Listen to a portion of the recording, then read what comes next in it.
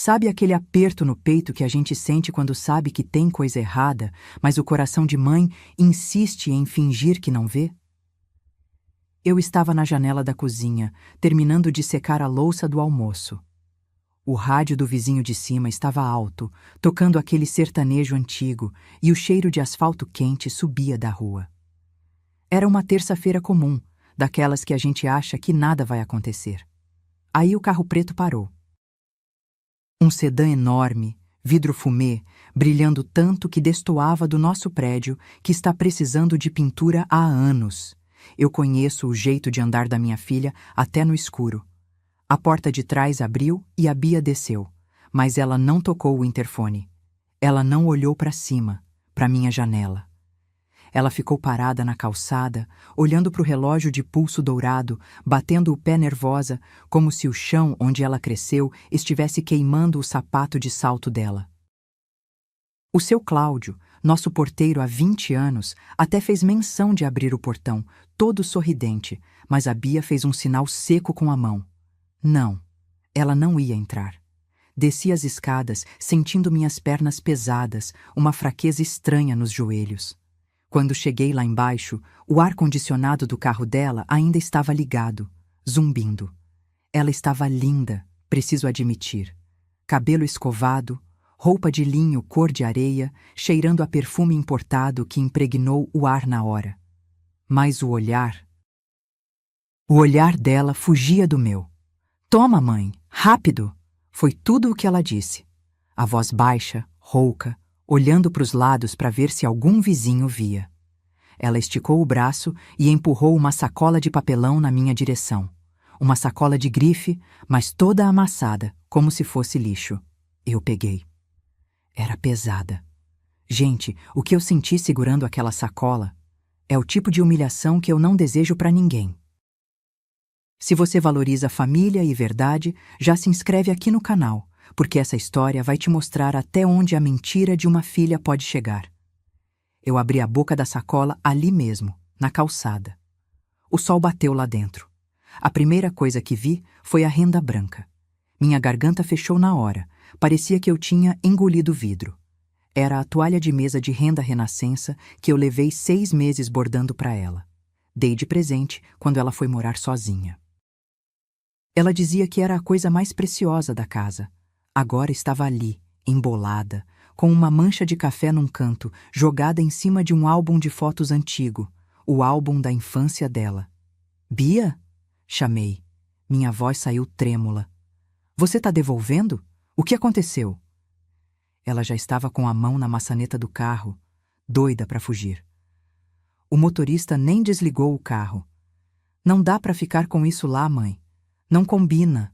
Só guarda para você. Tchau." Não combina. Aquilo me deu um estalo. Não era sobre decoração. O seu Cláudio estava fingindo varrer a calçada, mas eu sabia que ele estava ouvindo. A vergonha me subiu pelo pescoço, quente. Mas junto com a vergonha veio uma clareza fria, daquelas que só a decepção traz. Eu não chorei. Engoli o choro junto com a saliva. Dei 2 passos rápidos e segurei o braço dela. A pele dela estava gelada, apesar do calor. Ela travou. O corpo dela ficou rígido. "Me solta, mãe. Vão ver a gente." Eu cheguei bem perto. Podia ver a maquiagem perfeita cobrindo as olheiras dela. Ela estava apavorada. Não de mim, mas de ser vista comigo. Sorri. Um sorriso triste, mas firme. "Você disse para eles que eu morri, não disse, Beatriz?" Perguntei baixo, olhando no fundo do olho dela. "Porque defunto não aceita devolução." Ela ficou pálida. A boca abriu e fechou, mas nenhum som saiu.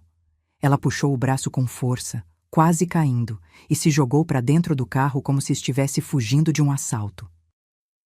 O carro arrancou cantando pneu. Fiquei ali, sozinha na calçada, com o peso da minha vida devolvida naquela sacola. O seu Cláudio parou de varrer e me olhou, sem graça. "Tudo bem, dona Helena?" Eu respirei fundo, ajeitei a postura e entrei no prédio.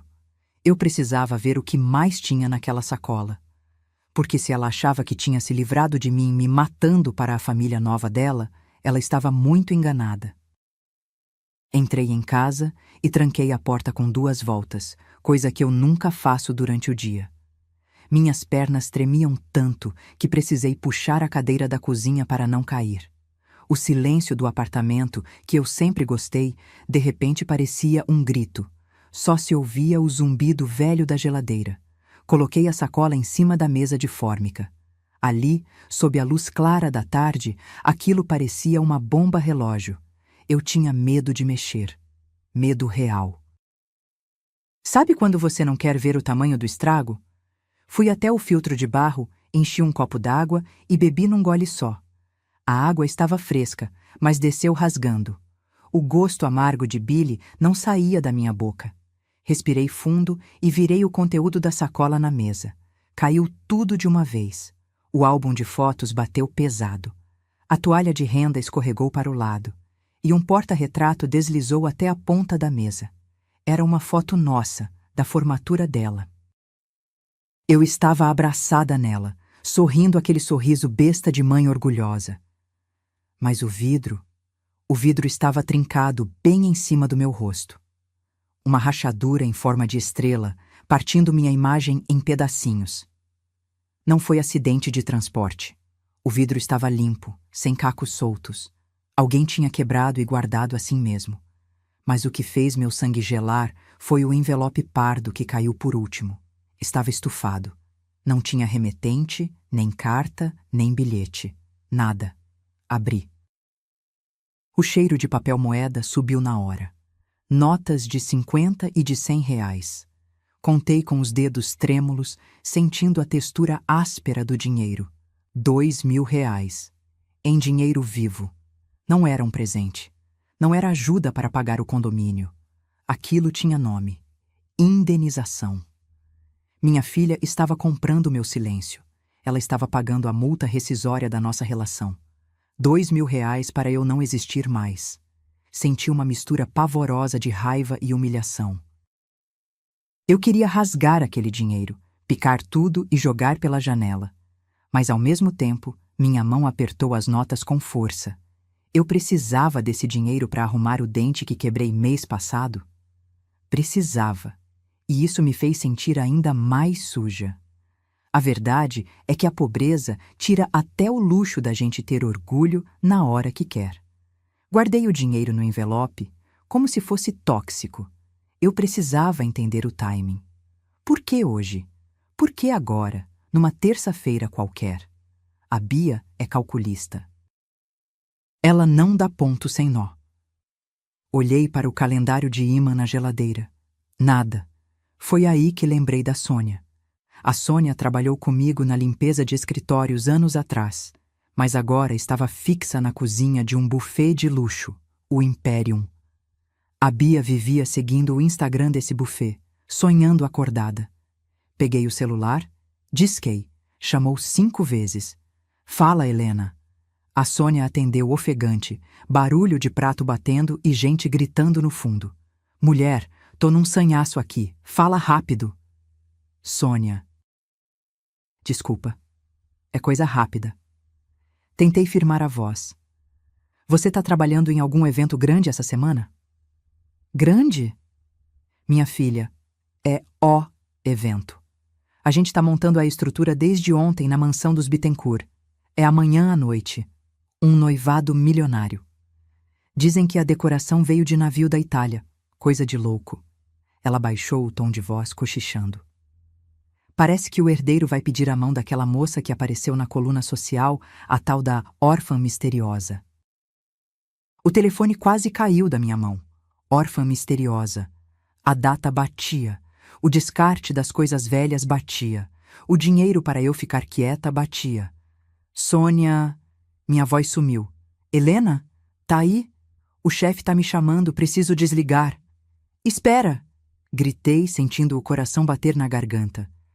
Vocês precisam de alguém para a equipe de limpeza ou copa? De última hora? Sônia ficou muda por um segundo. Ué, tá precisando de grana? Pagam a diária na hora, mas é pesado, Helena. É para ficar invisível, servir e limpar sem abrir a boca. E tem que ter uniforme preto. Olhei para o envelope com os R$ 2.000 na mesa. Olhei para a minha cara trincada no porta-retrato. Eu tenho o uniforme, Sônia. E eu preciso muito estar aí. Me coloca nessa lista. Desliguei o telefone. Minhas mãos pararam de tremer. O medo tinha ido embora. Agora, o que eu sentia era outra coisa. Uma frieza que eu não sabia que tinha. A Bia achou que R$ 2.000 compravam meu sumiço? Amanhã ela ia descobrir que mãe não tem preço. E que a órfã dela ia ganhar uma mãe fantasma servindo champanhe. Passei a noite em claro, mas às 5 da manhã eu já estava de pé, passando meu uniforme preto. Ferro quente, cheiro de amaciante barato e vapor subindo. Aquele ritual doméstico me acalmou um pouco. Engraçado como a gente se apega à rotina quando o chão desaparece, né? Separei minha calça social preta, aquela que uso para ir na igreja, e uma camisa de botão que comprei num brechó. O sapato era o velho moleca de guerra, solado de borracha para não fazer barulho. Quem trabalha servindo os outros sabe de um segredo que a elite ignora. O uniforme é uma capa de invisibilidade. Você veste o preto e, magicamente, deixa de ser gente. Vira mobília, vira bandeja. Peguei 2 ônibus até o bairro dos Jardins. A paisagem foi mudando pela janela. Saiu o reboco sem pintura, entrou o muro alto com cerca elétrica e era trepadeira. Desci no ponto final, 2 ruas para cima da mansão dos Bittencourt. Entrei pela portaria de serviço, na lateral.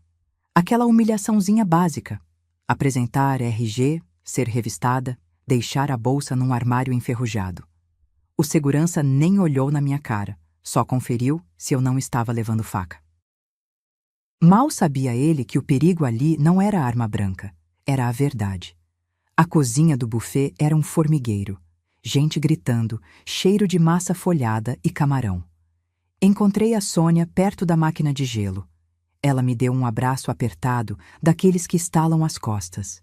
Mulher, você tá pálida. Tem certeza que aguenta? O ritmo hoje é de cão. Sônia ajeitou minha gola preocupada. Um gesto de carinho que a minha própria filha não me dava há anos. Eu preciso, Sônia. Preciso ver. Como essas pessoas vivem. Menti, mas nem tanto. Tá bom, fica na copa fria comigo, montando o canapé. Ninguém enche o saco. Foi aí que o maître, um homem baixo com cara de quem chupou limão, reuniu a equipe para passar o roteiro da noite. Ele segurava uma prancheta com o cronograma. Atenção, pessoal. A noiva, Dona Beatriz, é extremamente exigente com o silêncio. Ele enfatizou o extremamente. Ela tem enxaquecas fortes devido ao trauma passado. Então, nada de bater talher. Eu segurei o riso nervoso. Trauma? A Bia ouvia funk no último volume enquanto limpava a casa comigo. A enxaqueca era frescura nova. Mas o que ele disse depois fez meu sangue parar. Às 22h teremos o momento do brinde. Vai haver 1 minuto de silêncio em memória aos falecidos pais da noiva, barão e baronesa de... Enfim, os pais europeus dela. Nesse momento, serviço paralisado. Estátuas. Entenderam? Barão e baronesa. Minha filha não só me matou. Ela me substituiu por um conto de fadas. Senti uma tontura, uma pressão forte nas têmporas. Tive que segurar na bancada de inox gelada para não cair. Olhei para o cronograma colado na parede. Lá estava a lista de restrições alimentares. Noiva, alérgica a amendoim, risco de choque anafilático. Eu franzi a testa. A Bia comia paçoca de colher quando ficava ansiosa. Era o doce preferido dela. Ela nunca teve alergia. Aquilo não era só mentira social. Era uma armadilha médica que ela mesma tinha criado. Se ela comesse amendoim sem querer, teria que fingir passar mal? O nível de teatro dela me assustou. Helena? Vamos? Sônia me chamou, me entregando uma bandeja de prata pesada. Respirei fundo, engolindo o nó na garganta. Vamos. Empurrei a porta vai e vem que separava a cozinha do salão. O ar-condicionado bateu no meu rosto, gelado. O salão era imenso, lustres de cristal que pareciam cachoeiras de luz. E lá no fundo, rindo alto com uma taça na mão, estava ela. Minha filha. Ela estava de costas, mas eu reconheci o jeito que ela mexia no cabelo quando estava insegura. Ela não mudou tanto assim. O medo ainda estava lá. Eu dei o primeiro passo para dentro do salão. Eu não era mais a mãe dela. Eu era a Dona Maria, a copeira. E eu estava prestes a servir o veneno que ela mesma encomendou. Entrar naquele salão foi como pisar em outro planeta. O ar era perfumado com lírios frescos, centenas deles, abafando qualquer cheiro de realidade. O piso de mármore era tão polido que eu tinha medo de escorregar com meu sapato de borracha gasto. Eu segurava a bandeja com taças de cristal como se fosse um escudo. Regra número 1 da copeira: olhe para o copo vazio, nunca para o rosto do convidado. Se você não fizer contato visual, você não existe. Fui circulando, servindo água e champanhe. Meus pés já latejavam. Aquele sapato barato apertava meu joanete, uma dorzinha fina e constante que me mantinha alerta.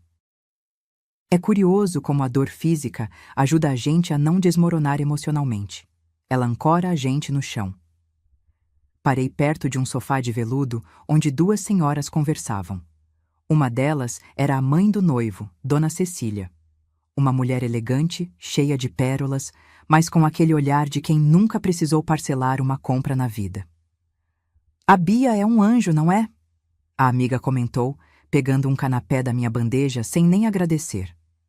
Uma santa, Dona Cecília suspirou, fazendo um sinal da cruz discreto. Você imagina a dor dessa menina? Perder pai e mãe naquele acidente de esqui nos Alpes? E tão jovem. O Felipe me contou que ela teve que identificar os corpos sozinha. Senti um soco no estômago. Minha mão tremeu e as taças tilintaram. O barulho foi leve, tlim, tlim, mas para mim soou como um tiro. Eu não morri na neve. Eu morri de tanque cheio de roupa e varizes na perna. A criatividade da minha filha para me matar era cruel, mas sofisticada. Alpes, esqui. Ela transformou minha vida de luta numa tragédia chique. Respirei fundo, travando o maxilar. Calma, Helena. Você é mobília. Ajeitei a postura e continuei parada ali, fingindo arrumar os guardanapos de linho na mesa de centro. E o desapego? Cecília continuou, baixando o tom, confidencial. Ela me disse que doou todo o acervo da família. Prataria, as rendas antigas da avó baronesa. Disse que doía muito olhar. Mandou tudo para o leilão beneficente da Igreja das Dores. Leilão. Meu sangue gelou. A renda da baronesa era a minha toalha de renascença. Aquela que estava agora na sacola de lixo no armário dos funcionários. Bia não só mentiu a origem, ela falsificou a caridade. Se a sogra pedisse um recibo desse tal leilão, Bia provavelmente tinha um forjado.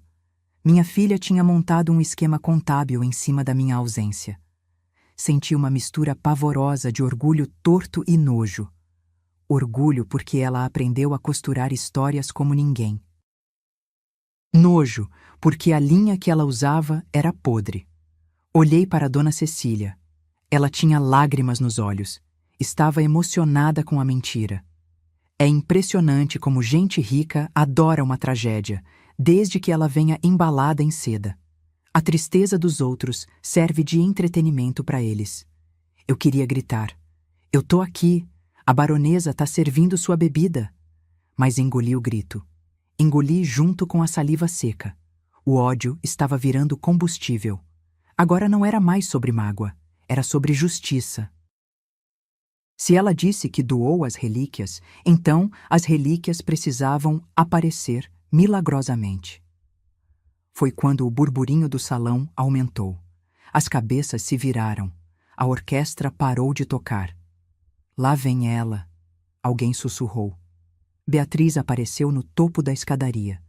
Meu Deus, ela estava deslumbrante. Um vestido marfim, simples, caríssimo, parecia uma princesa. uma princesa construída com o meu suor. Ela começou a descer, sorrindo, acenando como a realeza que ela fingia ser. O noivo foi encontrá-la no meio da escada. Eu estava parada bem no pé da escada, com a bandeja cheia. Não tinha para onde correr. O fluxo de garçons me empurrou para a frente. Eu fiquei na rota dela. Senti meu coração bater na garganta, tão forte que achei que a bandeja ia pular da minha mão. Eu estava a 3 metros da minha filha, e ela estava olhando para baixo, cuidando dos degraus. Sabe aquele segundo que dura uma eternidade? Aquele momento em que o mundo para e você só ouve o sangue batendo no ouvido? Tump, tump, tump? Foi isso. Beatriz parou no último degrau. O sorriso de Miss dela murchou em câmera lenta. Ela viu meu sapato primeiro. Aquele sapato moleca, preto, com o elástico frouxo do lado que eu uso para bater perna no centro. Ela conhece aquele sapato. Ela odiava aquele sapato porque dizia que era sapato de pobre que anda de ônibus. Quando os olhos dela subiram e encontraram os meus, eu vi a cor fugir do rosto dela. A pele, que estava rosada de blush importado, ficou cinza. O corpo dela deu um solavanco para trás, como se ela tivesse levado um choque físico. Cuidado! O noivo, Felipe, segurou o cotovelo dela com carinho. Tudo bem, amor? Minha filha olhou para ele, olhou para mim, olhou para as saídas de emergência. O pânico tem cheiro, sabia? Um cheiro azedo que fura qualquer perfume francês. Eu senti o cheiro do medo dela dali. Eu não recuei, pelo contrário. Dei um passo à frente, invadindo o espaço pessoal dela com a minha bandeja de prata. Meu corpo estava dormente, mas minhas mãos firmaram a bandeja com uma força que eu não sabia que tinha. Era o instinto de sobrevivência. Se eu tremesse, eu perdia. Champanhe, senhora! Minha voz saiu firme, polida, profissional. A voz que eu usei a vida toda para servir gente que nem ela finge ser. Bia arregalou os olhos. A pupila dilatada, preta de pavor. Ela esticou a mão para pegar a taça. A mão tremia tanto que o cristal bateu no outro. Tlim! O barulho foi baixo, mas a gente sabia o que significava. Por um milésimo de segundo, vendo a mão dela tremer daquele jeito, me deu vontade de segurar, de dizer calma, filha. É instinto de mãe, é uma maldição. A gente quer proteger a cria, até do monstro que a cria virou. Mas eu me segurei. Ela pegou a taça. O noivo já tinha se virado para cumprimentar um primo. Bia se inclinou na minha direção, fingindo que ia pegar um guardanapo. O rosto dela ficou a centímetros do meu. Pude ver a base craquelando no canto da boca dela. Você tá louca? Ela sussurrou, um silvo de cobra. Quanto você quer? Eu te dou 5.000. 10.000. Sai daqui agora ou eu chamo a segurança. O dinheiro de novo. Sempre o dinheiro. Ela achava que eu estava ali para fazer escândalo, para gritar. Ela não entendia que o meu silêncio era muito mais perigoso. Enquanto ela sussurrava, ela mordia o canto interno da bochecha. Notei isso na hora. A Bia faz isso desde os 6 anos de idade, quando conta uma mentira muito grande e tem medo de ser pega. A bochecha esquerda dela chega a inchar. É um tique nervoso incontrolável. Se o noivo fosse observador, veria que a aristocracia dela estava sendo mastigada por dentro naquele exato momento. Não existe estranho no mundo. Existe filho que decide te esquecer. E ser olhada como uma chantagista pela pessoa que você amamentou, isso dói mais que parto sem anestesia. Eu olhei bem dentro do olho dela, não como serva, como juíza. Ignorei a oferta de dinheiro. Apenas ajeitei o guardanapo na bandeja com calma irritante. O champanhe está gelado, dona Beatriz, falei, dando ênfase no título falso. Aproveite a festa. A noite é uma criança. Me virei e saí andando, com as costas retas, me misturando na multidão de uniformes pretos. Deixei ela lá, parada, segurando a taça com as 2 mãos para não derrubar, o coração saindo pela boca. Mas eu não fui longe. Fiquei encostada numa pilastra, observando. E o que ela fez a seguir foi o erro fatal dela. A arrogância sempre derruba o mentiroso. Bia bebeu o champanhe num gole só e chamou o chefe dos garçons. Ela apontou para mim de longe. Eu vi o movimento antes dele acontecer. Conheço o corpo da minha filha. Quando a Bia fica acuada, ela ataca. É o jeito dela de retomar o controle. Ela chamou o maître com um estalar de dedos. Algo que a mãe do noivo, Dona Cecília, jamais faria. Vi o maître fechar a cara, mas ele foi. Bia sussurrou algo no ouvido dele e apontou para mim discretamente. O homem veio na minha direção, bufando. Dona Maria, ele nem sabia meu nome direito. A noiva reclamou que a senhora está olhando muito. Disse que a senhora é inquietante. Vá servir os salgados na roda dela. E sorria. Se ela reclamar de novo, a senhora sai pelos fundos sem receber. Engoli a seco. Sem receber não dava. Eu precisava do dinheiro do dia. E mais ainda, precisava ver o final daquela peça. Peguei uma bandeja de vol au vent, aquelas cestinhas de massa folhada que esfarelam só de olhar, e fui até o grupo onde ela estava. O noivo, Felipe, contava uma piada. Bia ria alto demais, com a mão no pescoço. Quando cheguei perto, ela me viu. O sorriso dela virou uma linha dura. Ela esperou eu esticar a bandeja. Aceitam? Perguntei.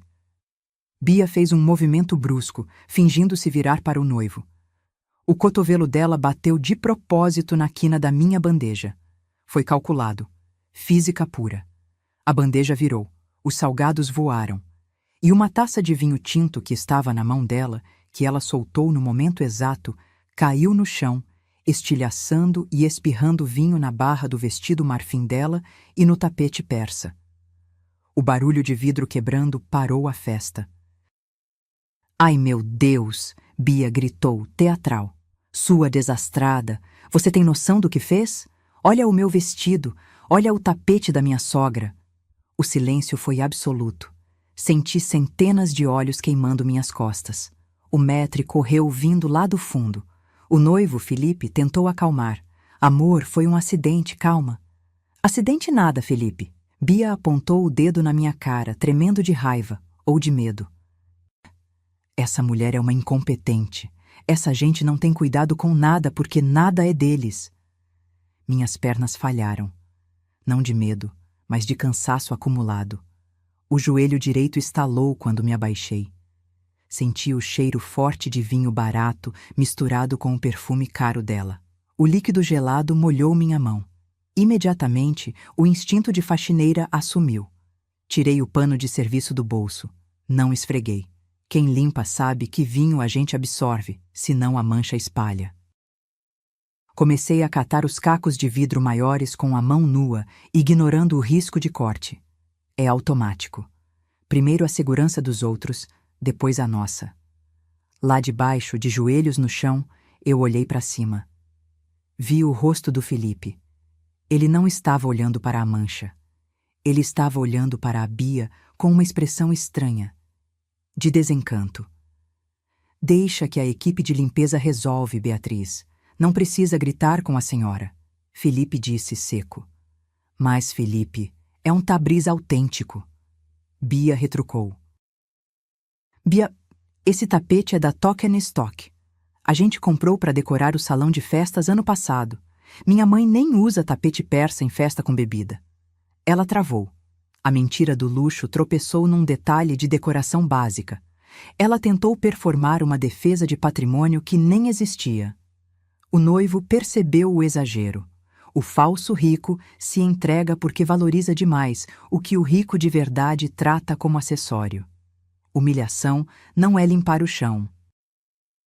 Humilhação é precisar humilhar quem limpa para se sentir grande. Eu juntei o último caco de vidro. Levantei devagar, sentindo a coluna reclamar. Segurei os cacos na mão fechada, o pano sujo na outra. Olhei para a Bia.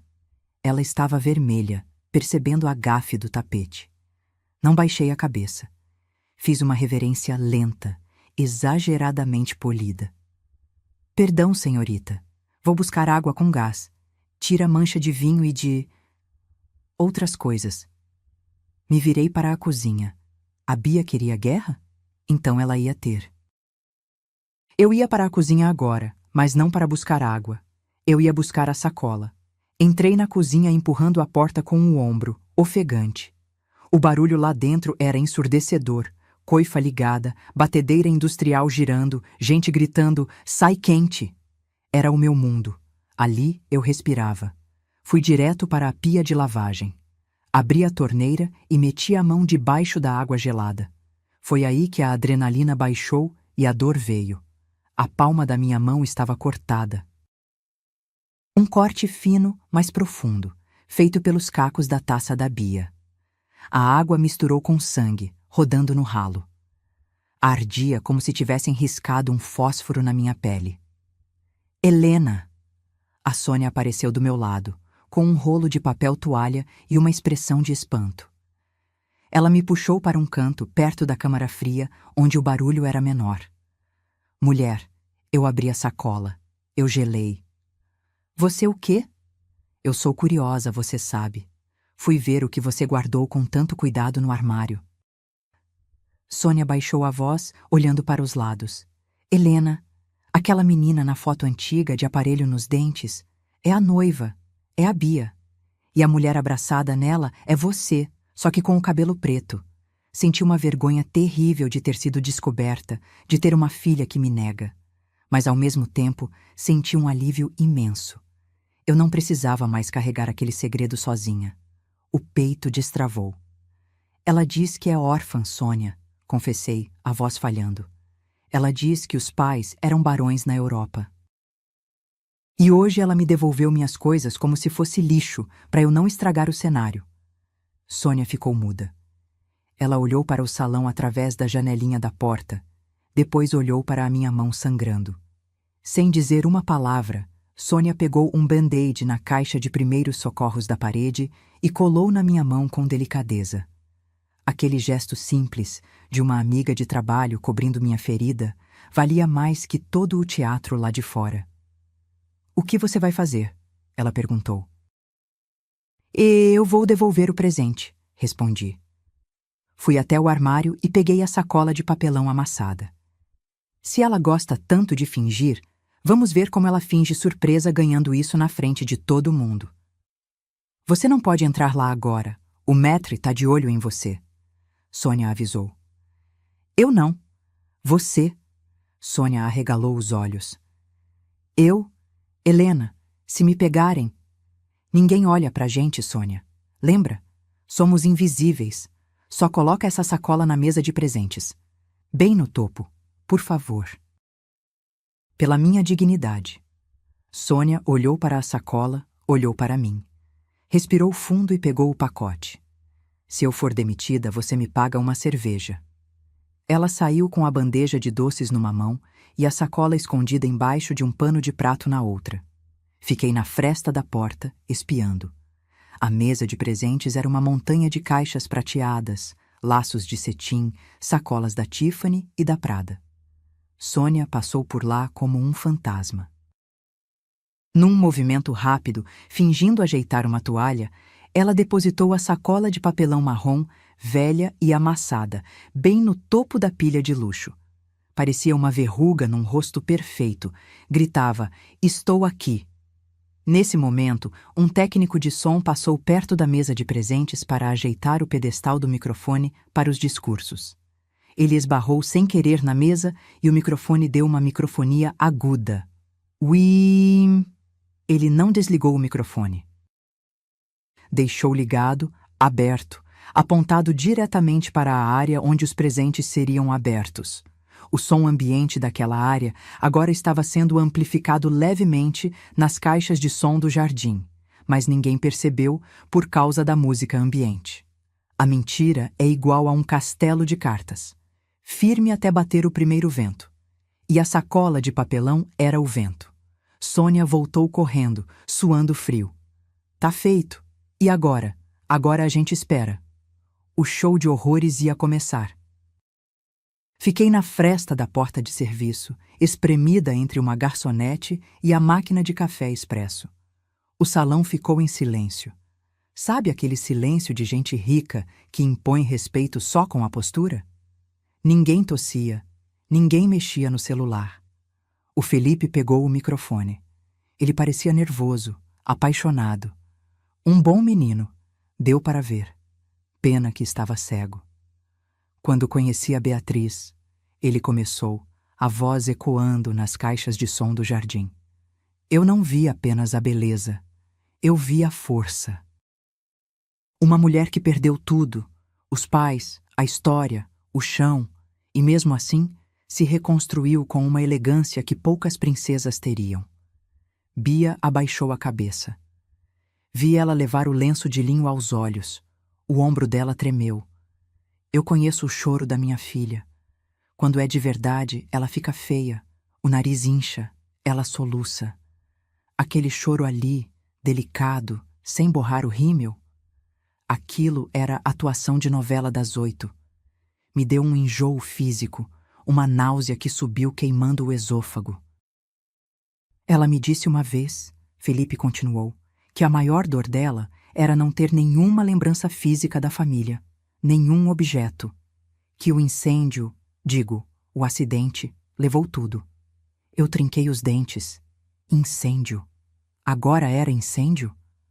A mentira mudava conforme a audiência. Foi aí que a dona Cecília, a sogra, se levantou. Ela estava impaciente. Rica não gosta de discurso longo, gosta de ação. Lindo, filho. Lindo. Mas vamos animar. Quero ver os presentes especiais, a tradição da família Bittencourt. Os garçons trouxeram a mesa de presentes para o centro da pista. As luzes baixaram, focando ali.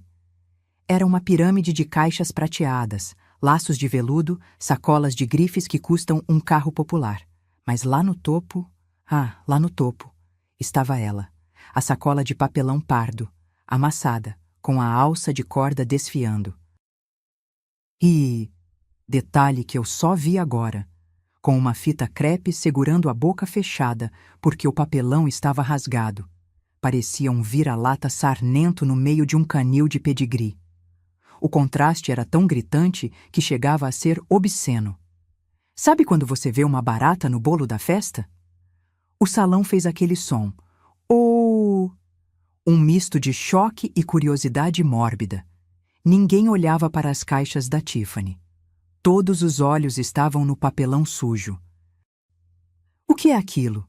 Uma convidada sussurrou alto perto da porta. É uma instalação artística? É pobre chique? Bia levantou a cabeça. Quando ela viu a sacola, ela parou de chorar na hora. O lenço caiu da mão dela. Ela reconheceu. Claro que reconheceu.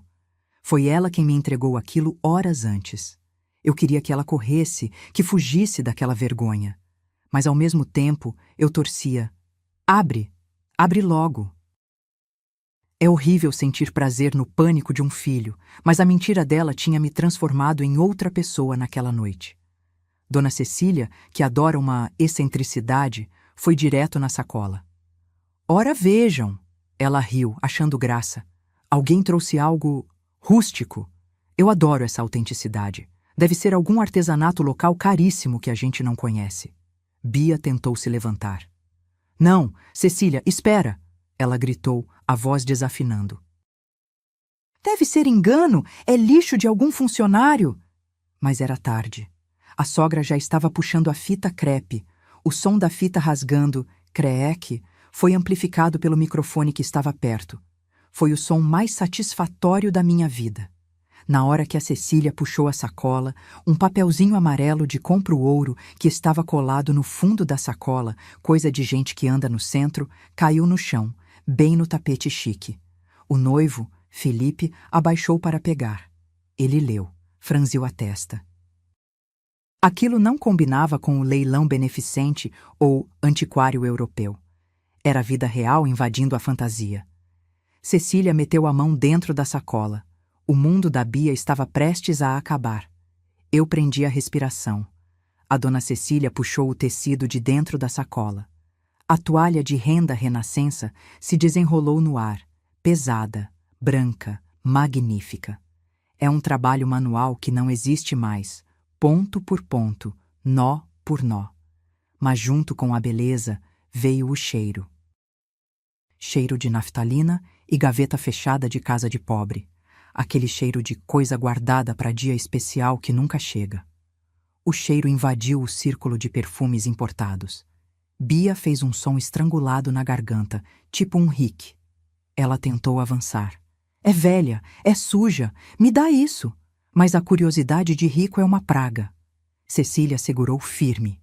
E foi aí que ela viu o detalhe que eu preparei com o alfinete de fralda que eu tinha na bolsa.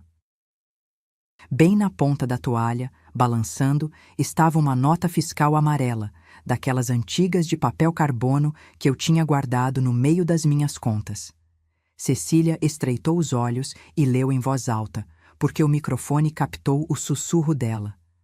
Armarinho São José, linha Cleia e agulhas, enxoval da Beatriz, pago a 12ª parcela de 12, quitado por Helena. O silêncio mudou de qualidade. Agora era confuso. Parcelado em 12 vezes. Essa frase é um idioma que a elite não fala. Baronesas não pagam carnê de linha de costura. Herdeiras não têm enxoval financiado com suor de um ano inteiro. Helena? O noivo, Felipe, repetiu o nome, franzindo a testa. Quem é Helena? Bia estava branca como papel. Ela parecia uma estátua de cera derretendo sob os holofotes. Mas a caixa de Pandora ainda tinha fundo. Cecília, confusa com aquele bilhete vulgar, meteu a mão na sacola de novo para ver se tinha uma explicação e tirou o álbum de fotos. Aquele álbum de capa dura vermelha que a Bia encapou com papel de presente num Dia das Mães de 1998. A sogra abriu o álbum aleatoriamente. Eu vi daqui o momento exato em que o cérebro dela deu um nó. As fotos mostravam a Bia criança, sorrindo, banguela, feliz. Mas o cenário atrás da criança? Cecília passou o dedo numa foto específica. Bia com 7 anos, comendo bolo, sentada numa bancada de mármore preto rajado. Cecília levantou os olhos da foto e olhou para a porta da cozinha. A mesma porta onde eu estava escondida. Ela olhou para o mármore da bancada do bar. Era o mesmo mármore. Felipe. A voz da Cecília tremeu. Essa foto. Essa menina está sentada na minha bancada de serviço, na cozinha desta casa. Meu estômago deu um nó cego. A ironia era perfeita demais. Eu trabalhei para a família Bittencourt como faxineira temporária 20 anos atrás. A Bia vinha comigo nas férias porque não tinha creche. Ela brincava de casinha nos quartos de hóspedes enquanto eu encerava o chão que ela pisa hoje de salto alto. Como essa menina tem fotos brincando na minha área de serviço? Cecília perguntou, a voz subindo 1/8. Quem é você, Beatriz? O passado é um fantasma teimoso. Você pode vestir ele de seda, mas ele sempre volta usando o chinelo velho que você tentou esconder. Bia abriu a boca para inventar mais uma mentira, talvez dizer que era uma visita diplomática, mas o envelope pardo, aquele com os 2.000 roures do suborno, escorregou de dentro do álbum e caiu no chão, aberto. As notas de R$ 50 voaram no tapete, junto com o bilhete que eu reescrevi na cozinha. Felipe abaixou e pegou o bilhete. Ele leu, e a expressão dele mudou de confusão para o horror puro. Felipe segurava o papel de caderno pautado, que eu tinha arrancado da minha caderneta de anotações de faxina, como se fosse um documento de guerra. O silêncio no salão era tão pesado que dava para ouvir o zumbido das lâmpadas. Lê, Felipe. A mãe dele, Dona Cecília, ordenou. A voz dela não tinha mais doçura. Era gelo puro. Felipe ajustou os óculos. Ele estava pálido. Ele olhou para a Bia, depois para o papel, tentando processar o impossível. Para a Beatriz... Ele começou a ler, a voz saindo falhada no microfone que ainda captava tudo. Aqui estão os R$ 2.000 que você me entregou na calçada hoje cedo. Você comprou roupas novas, nome novo e família nova. Mas o meu silêncio, minha filha, você não tem saldo para comprar. Assinado, sua mãe. Minha audição sumiu por um segundo. Só ouvi um pi agudo no ouvido. Minhas mãos suavam frio, mas, estranhamente, minhas pernas pararam de tremer. Era como pular de paraquedas. Depois que você salta, o medo passa e só sobra a queda. O salão explodiu em sussurros. Mãe, mas ela não é órfã. 2.000 reais? Bia parecia que ia vomitar. Ela levou a mão à boca, os olhos vidrados, balançando a cabeça em negação frenética. Isso é mentira, Bia gritou, a voz estridente, feia. É um trote. Alguém plantou isso. Eu não tenho mãe. Minha mãe morreu na Europa.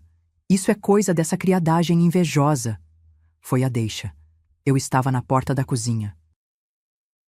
Desamarrei o avental preto do buffet. Tirei devagar. Dobrei. Por baixo, eu estava com minha blusa de malha cinza e a calça social simples. Não era roupa de festa, mas era roupa de gente. Minha roupa. Dei 2 passos para dentro do salão iluminado. A luz do refletor bateu no meu rosto. Eu não baixei a cabeça. Procurei o olhar da Dona Cecília. Não é trote, Dona Cecília. Minha voz saiu firme, sem microfone, mas projetada, do jeito que a gente aprende gritando para a criança descer do muro. E o dinheiro é verdadeiro. Pode conferir as notas. Elas têm cheiro de banco, foram sacadas hoje. Todos se viraram para mim. Bia olhou. Quando ela me viu sem o uniforme, despida da invisibilidade, ela deu um passo para trás e tropeçou na cauda do próprio vestido. A mentira tem perna curta, mas a verdade tem a mão pesada. Ver minha filha recuar de mim como se eu fosse um monstro. Aquilo matou o último pingo de esperança que eu tinha. Felipe olhou para mim, depois para a foto no álbum que a mãe segurava, depois para a Bia. O rosto dele era um mapa de decepção. Bia, ele sussurrou. Essa senhora, ela tem o seu nariz. E tem a cicatriz. Eu completei, levantando a mão direita. Bia, mostra a sua mão direita. Bia escondeu a mão nas costas. Mostra! Felipe gritou, perdendo a paciência. Bia, chorando, mostrou a mão trêmula. Havia uma pequena cicatriz branca em forma de meia-lua no dedo indicador. Ela cortou o dedo numa lata de leite condensado quando tinha 4 anos. Eu disse, sentindo o nó na garganta.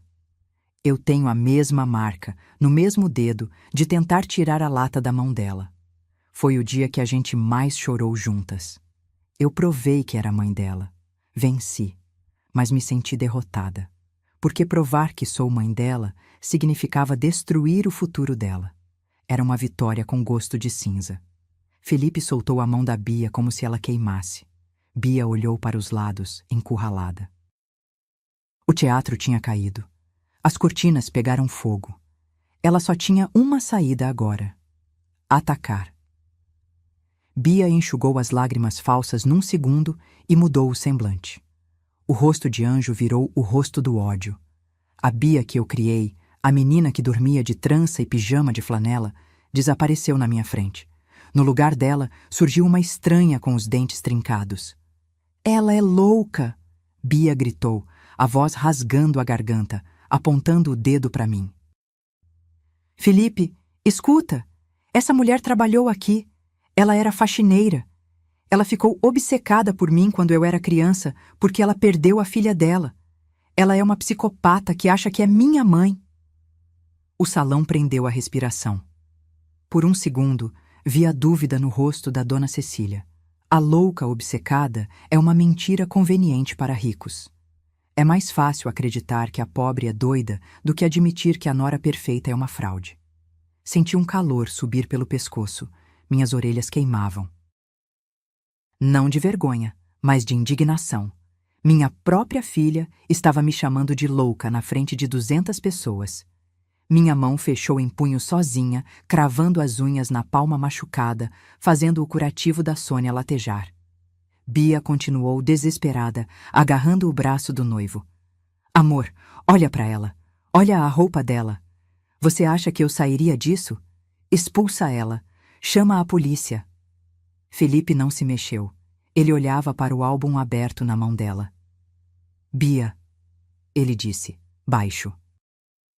Chama a segurança, Felipe. Tira essa lixeira daqui. Ela estava histérica, o rímel escorrendo, feia de tanto ódio. Felipe levantou a cabeça. Ele tirou o braço da mão dela com um movimento lento, definitivo. Para, Beatriz. Mas Felipe... Para! O grito dele ecoou no microfone, assustando todo mundo. Ele virou o álbum para ela.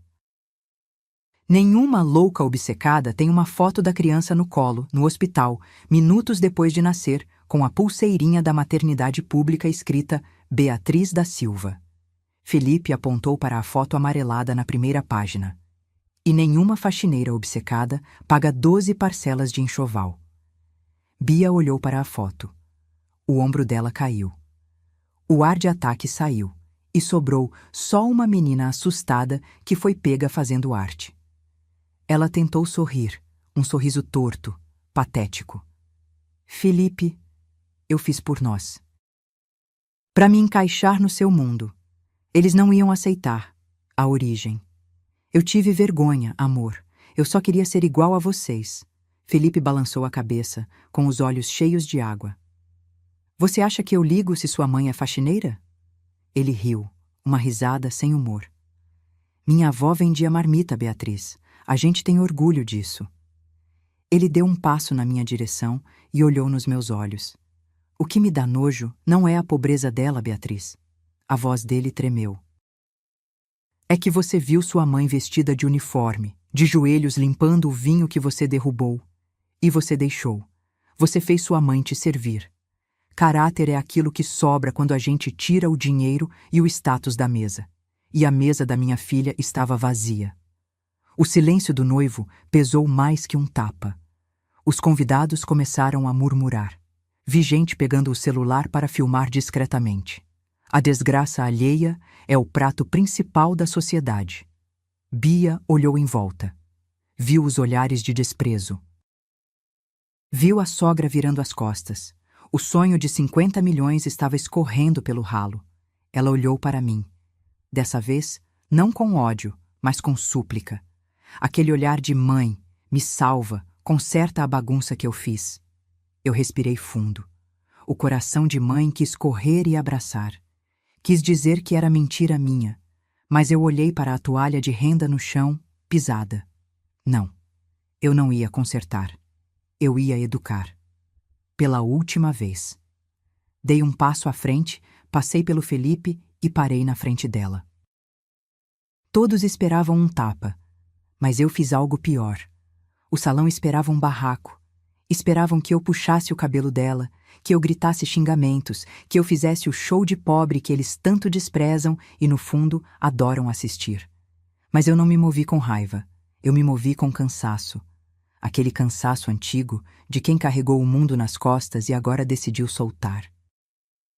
Abaixei-me devagar, dobrando os joelhos que estalavam, e comecei a recolher as notas de 50 e 100 reais que estavam espalhadas no tapete persa, ou da Tok and Stock, tanto faz. Juntei uma por uma. Alinhei as pontas. Aquele dinheiro era o preço que ela tinha colocado no meu amor. Minha mão não tremia mais. Pelo contrário, estava firme, gelada. Mas meu peito... meu peito ardia. Era uma queimação física, como se eu tivesse engolido brasa. Cortar o cordão umbilical dói mais depois de 30 anos do que no parto. Levantei. Bia estava parada na minha frente, os ombros caídos, maquiagem borrada. Ela parecia ter encolhido. Não era mais a noiva aristocrata. Era só a Beatriz, a menina que tinha medo de trovão. Ela esticou a mão na minha direção, os dedos trêmulos, implorando silenciosamente por um abraço, por um "tá tudo bem, mamãe resolve". Eu olhei para a mão dela. Olhei para a cicatriz no dedo. Tudo em mim gritava para abraçá-la.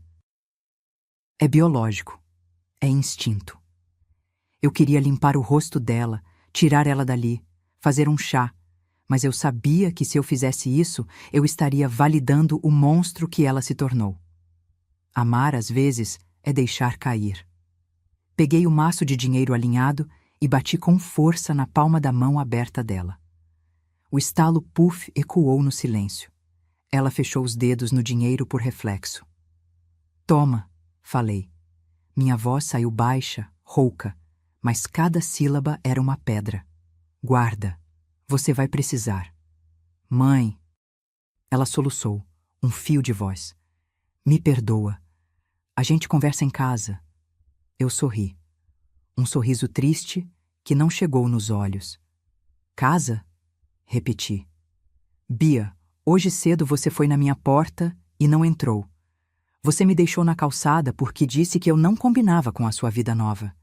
Você me tratou como uma estranha para não passar vergonha. Dei um passo para trás, criando um abismo entre nós. Pois agora eu aceito a sua regra. Eu sou uma estranha. Respirei fundo, sentindo o cheiro das flores que agora me enjoava. Pega esse dinheiro e chama um Uber Black, Beatriz. Vai para um hotel, vai para casa de amiga, vai para onde você quiser. Porque na minha casa, estranho não entra. A gente aguenta fome, aguenta frio, aguenta trabalho pesado. Mas a gente não aguenta ser invisível para quem a gente pariu. Virei as costas. Não esperei a resposta. Não olhei para o Felipe, que estava tirando a aliança do dedo. Não olhei para a dona Cecília, que estava catando a toalha de renda do chão com cara de nojo. Caminhei em direção à saída. O corredor de gente rica se abriu. Eles se afastavam de mim, não por nojo, mas por respeito, ou medo. A dignidade de uma mãe ofendida é uma força da natureza. Ouvi o choro da Bia explodir atrás de mim. Um choro feio, alto, desesperado. O som do arrependimento tardio. Não parei. O portão de ferro da mansão se fechou atrás de mim com um estalo pesado. Clang. Parecia o barulho de uma cela se abrindo, não fechando. O ar da rua era quente, cheiro de escapamento e poluição, mas para mim parecia o ar mais puro do mundo. Eu respirei fundo, enchendo o pulmão até doer. Helena, espera! Ouvi o barulho de saltos correndo no asfalto. Me virei. Não era o Felipe, não era a Bia, era a Sônia. Ela vinha correndo, segurando a barra da saia do uniforme com uma mão e balançando algo branco na outra. Ela parou na minha frente, ofegante, com o rímel levemente borrado de tanto que suou na cozinha. Você é doida, mulher, ela disse, rindo nervosa com a mão no peito. Você é completamente doida. O buffet parou. O noivo foi embora. A festa acabou. Eu precisava acabar com a festa, Sônia, antes que a festa acabasse com a minha vida. Sônia esticou a mão. Ela segurava a toalha de renda renascença. A sogra ia jogar numa lixeira lá dentro. Eu não deixei. Sônia alisou o tecido com carinho. Deu tanto trabalho para fazer, não merece ficar no lixo daquela gente. Peguei a toalha. Meus dedos encontraram os da Sônia. A mão dela era áspera, calejada, quente. Mão de quem trabalha. Mão de quem não solta a gente. Obrigada, amiga, sussurrei. Eu vou com você até o ponto. O metre que se exploda. Caminhamos juntas até a esquina. A rua estava deserta, só um gato revirando lixo. Coloquei a toalha de renda sobre o meu ombro esquerdo. Engraçado. Quando eu cheguei, aquela sacola pesava 1 tonelada. Parecia que eu carregava um cadáver. Agora, com a toalha no ombro e sem a filha nas costas, eu me sentia flutuando. Meus pés dentro do sapato moleca ainda doíam, latejavam no ritmo do coração. Mas a dor no peito, aquela pontada de angústia que eu sentia todo dia acordando sem saber dela, essa sumiu. Ficou um buraco, claro. Mas buraco, a gente costura. Ferida aberta é que infecciona. Chegamos no ponto de ônibus. O letreiro digital amarelo vinha vindo lá longe. Terme Lapa. O barulho do motor a diesel freando foi a nossa música de encerramento. Muita gente acha que amor de mãe é incondicional. Não é. A condição é o respeito. Sem respeito, o amor vira cativeiro. E eu me libertei hoje. O ônibus parou. A porta abriu chiando. Olhei para trás, na direção da mansão iluminada no alto da rua. Imaginei a Bia lá, sozinha no meio dos presentes caros, com o dinheiro na mão e sem ninguém. Senti pena? Senti. Senti saudade? Muita. Mas entre a saudade e a minha dignidade, eu escolhi a que não me machuca. Subi o degrau do ônibus. Passei pela catraca. O cobrador bocejou. A vida real continua. Amanhã tem conta para pagar, tem chão para limpar. Mas hoje eu durmo de alma lavada. Gente, eu tremi escrevendo esse final. Agora eu preciso muito saber a opinião de vocês, porque eu ainda tô com o coração na mão. Você teria perdoado a Bia lá na festa se ela pedisse desculpas chorando? Ou eu fiz certo em virar as costas e ir embora? Mãe tem que aguentar tudo mesmo, ou existe limite para a humilhação? Me conta aqui nos comentários. Eu vou ler todos. Quero saber se eu fui muito dura ou se foi justiça. Ah, e já deixa o like se você torceu pela Sônia, a verdadeira heroína, e se inscreve no canal. Comenta também. De qual cidade você está assistindo essa história? Até a próxima. E lembrem-se, a gente cria filho pro mundo, mas torce para ele não esquecer o caminho de casa. Tchau.